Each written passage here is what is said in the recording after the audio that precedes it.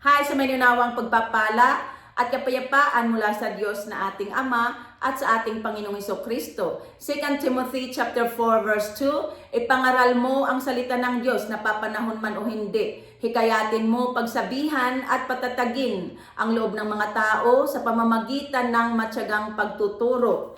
Ipangaral mo ang salita ng Diyos, ito ang utos or Great Commission ng ating Panginoon sa kanyang mga alagad. At ito rin ang sinabi ni St. Paul dito sa 2 Timothy chapter 4 verse 2. Na ipangaral ang salita ng Diyos. Ang utos na ito ay hindi lamang para sa mga alagad, sa mga pari or priest, sa mga pastor, kundi utos ito sa ating lahat na mga Christian, sa ating mga sumasampalataya.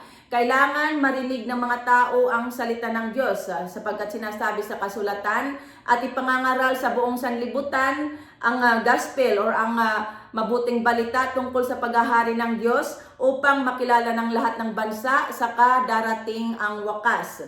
Pag-aralan natin ang salita ng Diyos at ipangaral natin responsibilidad ng bawat Kristiyano na ipangaral ang salita sapagkat ito ang utos sa atin ng Panginoon.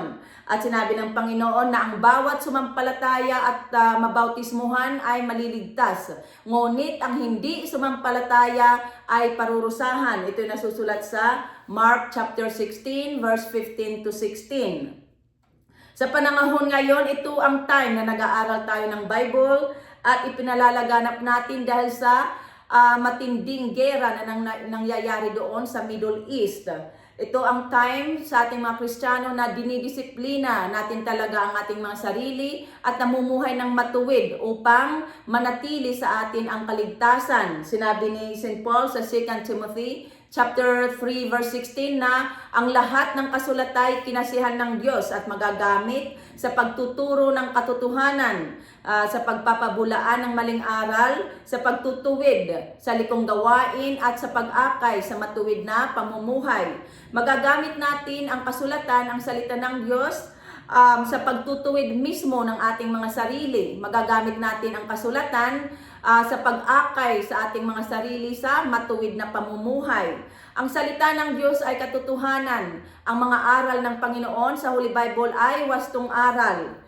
Ang mga aral ng Panginoon sa Holy Bible ang nagpapatatag sa ating kalooban tulad ng sinabi ng Panginoon sa Matthew chapter 7 verse 24 to 25 na kaya't ang bawat nakikinig at nagsasagawa ng mga salita kong ito ay matutulad sa isang matalinong tao na nagtayo ng kanyang bahay sa ibabaw ng bato. Umulan ng malakas, bumaha at binayo ng malakas na hangin ang bahay na iyon, ngunit hindi nagiba sapagkat nakatayo sa ibabaw ng bato. Ang batong ito ay si Jesus Christ. Si Jesus Christ ang bato, ang foundation ng ating pananampalataya. Ang kanyang mga itinuro sa atin sa Holy Bible ay ang nagpapatatag sa ating kalooban at nagbibigay sa atin ng pag-asa. Kaya't pag-aralan natin ang salita at ipangaral natin sa ating kapwa, lalo na sa ating mga kapamilya, upang maging matatag tayo at hindi matitinag sa mga tribulation na darating. Sinabi ni St. Paul kay Timothy at sa ating mga Christian na ipangaral mo ang salita ng Diyos na papanahon man o hindi. Kay may dinaranas tayong mga problema o hindi, ipangaral natin ang salita. Sinabi ni St. Paul na pagsabihan at pagsabihan, hikayatin at patatagin ang loob ng mga tao sa pamamagitan ng matyagang pagtuturo. Sinabi ni St. Paul, sapagkat darating ang panahong hindi na nila pakikinggan ang wastong aral. Sa halip, susundin nila ang kanilang hilig. Ito ay ang hilig ng laman. Sa panahon ngayon, kailangan nag-aaral talaga tayo ng salita ng Diyos upang malaman natin ang katotohanan, upang hindi tayo mailigaw ng mga maling aral at madaya ng mga bulaang tagaturo.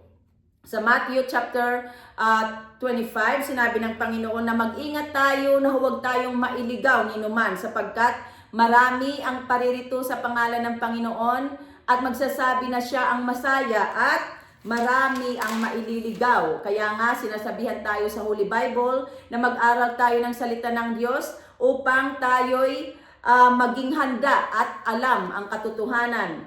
Sa mga huling araw, I think nasa mga huling araw na nga tayo dahil sa mga kaganapang nangyayari sa Middle East.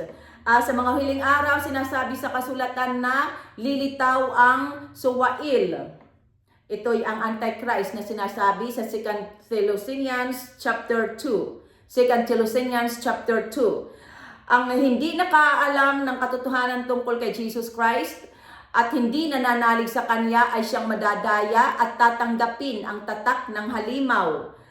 Tulad ng sinasabi sa Revelation chapter 13 verse 16 to 17 na sa pilitang pinatatakan ng halimaw, itong halimaw ay beast or Antichrist. Sa pilitang pinatatakan ng halimaw sa kamay o noo, ang lahat ng tao, dakila at aba, mayaman at mahirap, alipin at malaya at walang maaaring magbili o bumili maliban na may tatak ng pangalan ng halimaw o bilang ng katumbas, bilang nakatumbas niyon.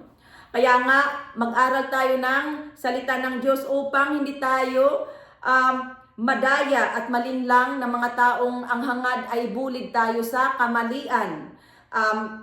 Magpakatatag tayo sa ating pananalig at sundin natin ang mga aral at turo ng Panginoon upang tayo'y maligtas. Kapag alam natin ang katotohanan, alam natin ang mga itinuro ng Panginoon sa Holy Bible at ng mga apostol, hindi tayo madadaya at hindi tayo maililigaw ni numan.